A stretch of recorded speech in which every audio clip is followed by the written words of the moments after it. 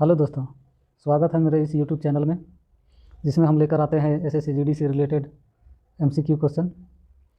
आज ये तीसरा पार्ट है और आप लोगों की सपोर्ट की सख्त ज़रूरत है। आप लोग सपोर्ट कीजिए, इसी तरह के क्वेश्चन लेकर मैं आऊँगा। तो आज का रैपिड फायर राउंड चालू करते हैं। आज का रैपिड फायर राउंड का पहला सवाल है, कांग्रेस की पहली महिला अध्यक्ष कौन थी? तो दोस्तों देने की कोशिश करेंगे, हर सवाल का जवाब देने का कोशिश करेंगे। और इसका सही जवाब है पहला का बी, एनी बेसेंट।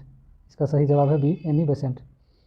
तो अगला सवाल कहता है कि भारत में विदेशी मुद्रा भंडारण में सबसे बड़ा हिस्सा किस चीज़ का है, मतलब खालिस्तान में है। तो इसका सही जवाब हो जाएगा ऑप्शन नंबर बी, स्टॉक बाज़ार में पोर्टफोलियो निवेश।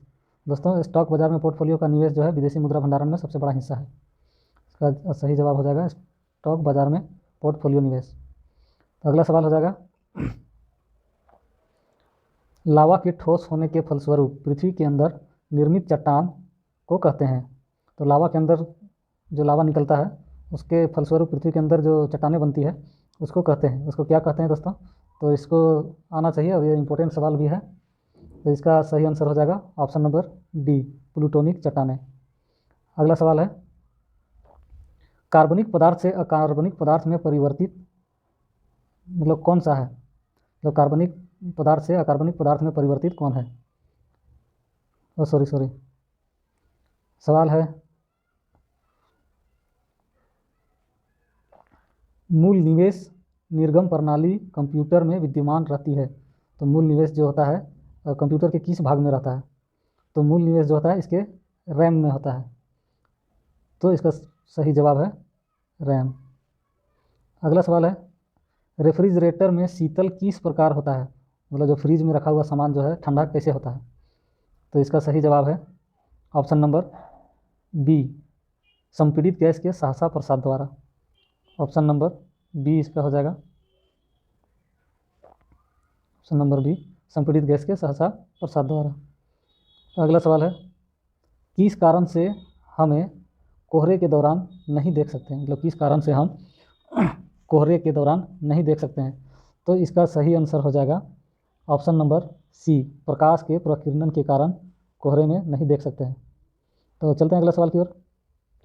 अगला सवाल कहता है, हिमाचल चंद्र टेलीस्कोप जिसने 20 वर्ष सफलतापूर्वक पूरे किए हैं वह किस पर्वत श्रृंखला में स्थित है? तो यहाँ पे कौन सा पर्वत पर रखा हुआ है टेलीस्कोप, इसका जवाब देना है। तो इसका सही जवाब है option number C, mount Saraswati. Option number C, mount Saraswati. अगला सवाल है, अकाल में सारस पुस्तक के लेखक कौन है? तो पुस्तक का नाम है अकाल में सारस, इसका लेखक कौन है?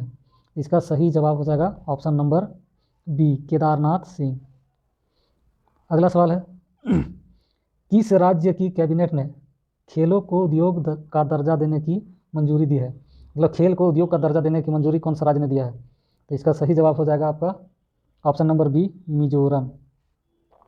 अगला सवाल है, विश्व के सबसे बड़े रेडियो टेलीस्कोप का निर्माण किया है। तो यहाँ कहता है कि विश्व में सबसे बड़े रेडियो टेलीस्कोप का निर्माण किसने किया है? तो कौन सा देश किया है? इसका सही जवाब है ऑप्शन नंबर डी, चीन। आप लोग को पता होगा कि चीन में सबसे बड़ा रेडियो टेलीस्कोप का आविष्कार हुआ है, चीन। अगला सवाल है, पैशन को रोको मत नामक निवेश जागरूकता अभियान शुरू किया है। पैशन को रोको मत नामक निवेश जागरूकता अभियान किसने शुरू किया है? इसका आंसर हो जाएगा option number B, IDFC mutual fund. IDFC mutual fund.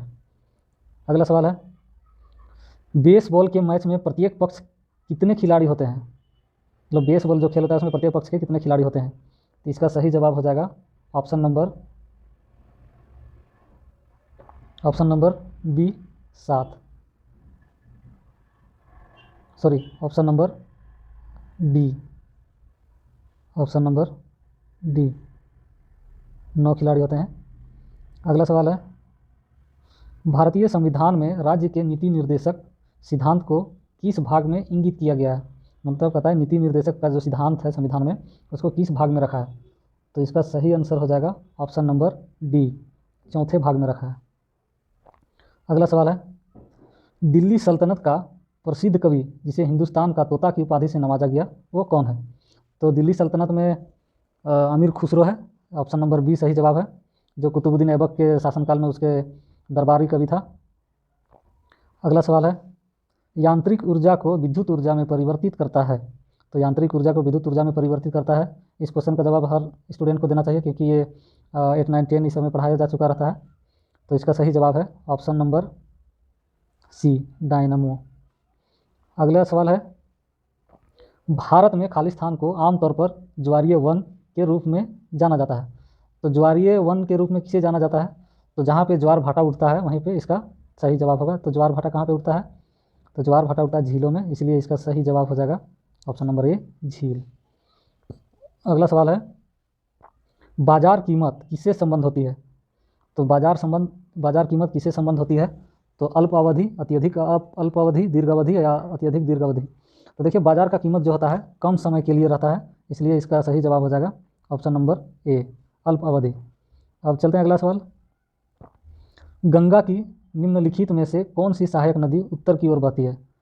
तो गंगा की कौन सा एक सहायक नदी है जो उत्तर की ओर बहती है? तो गंगा की एक ही सहायक नदी है जो उत्तर की ओर बहती है, वो है सोन नदी, जो डाल्टनगंज से पार हुई है। और आप अगर मेरे चैनल में नए हैं तो इस चैनल को लाइक और सब्सक्राइब करें और अपने दोस्तों के साथ शेयर करें, इससे मुझे प्रेरणा मिलेगी और आप लोगों के लिए और वीडियो लेकर आऊँगा। अगला और लास्ट सवाल है आज का, राष्ट्रीय पेंशन योजना में पंजीकरण के लिए अधिकतम आयु कितनी वर्ष है? तो राष्ट्रीय पेंशन योजना में पंजीकरण के लिए अधिकतम आयु कितनी वर्ष है? तो इसका सही जवाब हो जाएगा ऑप्शन नंबर सी। तो दोस्तों, मिलते हैं अगले वीडियो में, तब तक आप लोग इसी तरह से पढ़ते रहिए और अपना लक्ष्य को पूरा कीजिए। धन्यवाद।